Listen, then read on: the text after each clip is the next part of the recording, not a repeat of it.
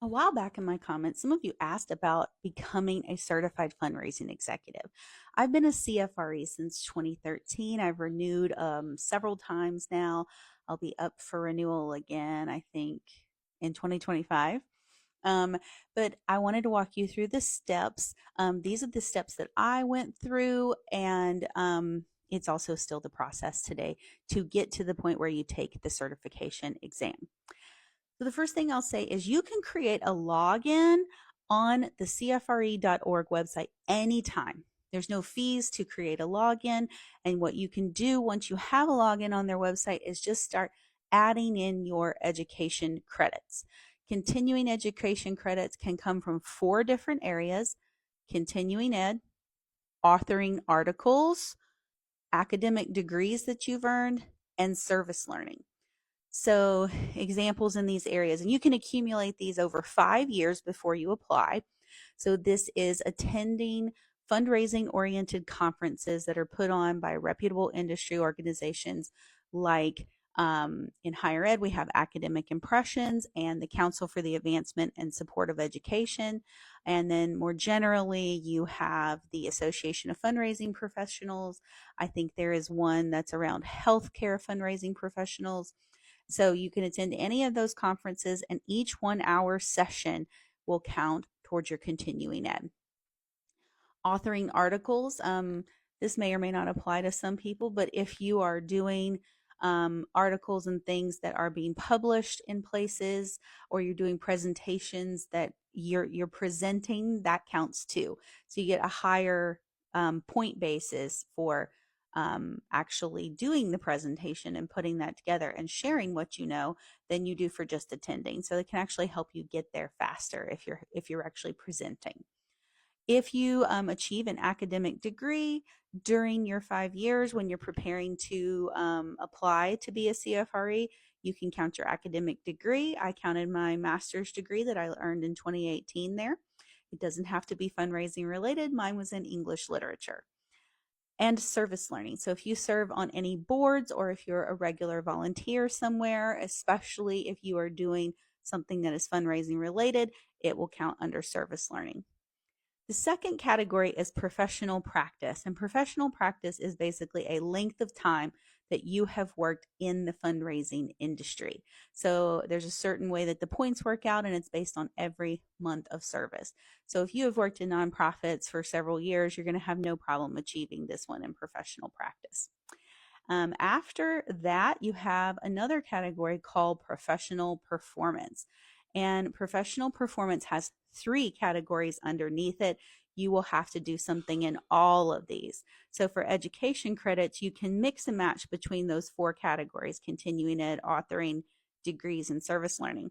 But under professional performance, you're going to have to submit something in each of those categories.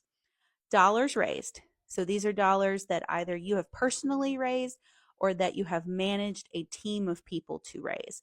So I worked on a campaign where we raised money for a student health center. I worked that campaign all the way from case development to ribbon cutting. That was $1 million that we raised there. That counted in my dollars raised professional performance. Management projects. Management projects include development of policies and procedures. So I put together a naming guidelines document in one of my jobs when I was applying for my CFRE. By putting that document together and going through the process of getting it ratified by all the right people at the university, that counted as a management project. Communications projects includes the bevy of things that you produce in order to raise funds. So this can be web copy that you write, direct mail, it can be donor proposals that you compose, all of those things, and you will have to submit samples in those categories.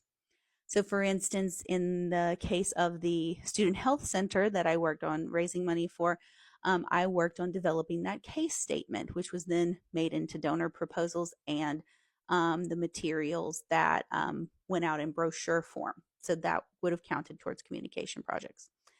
Once you have completed all of those categories above: education, professional practice, professional performance, then you can submit. There are fees associated with this.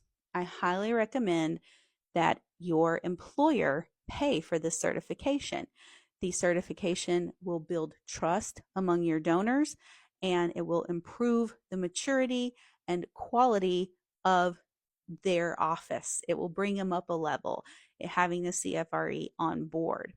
And it will bring a level of clout that the donors will respond to, because you are held to the highest standard of fundraising ethics. So I recommend that they pay for it. I have always had my employers pay for my CFRE, including my recertifications and all of my continuing education. They should be paying for you to go to at least one conference per year that you're employed.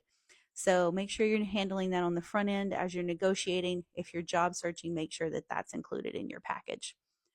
Once you have submitted and you've paid the fees for the application, they will let you know whether you have been approved to test. And there's a whole other, there's a lot to say about this exam. The CFRE exam is actually pretty tough. I had worked in fundraising for about 15 years before I took the CFRE exam, and I'm a really good tester.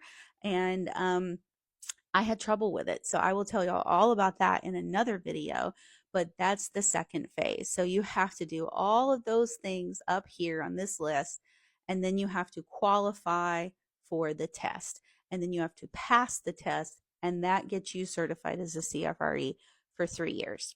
So this is the introductory video about CFRE.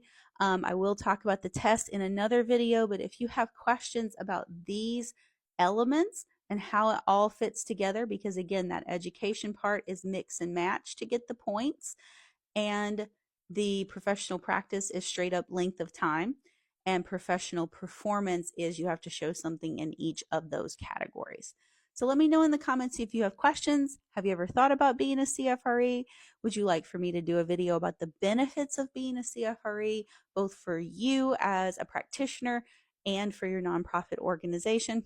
Let me know if you'd be interested to hear about that.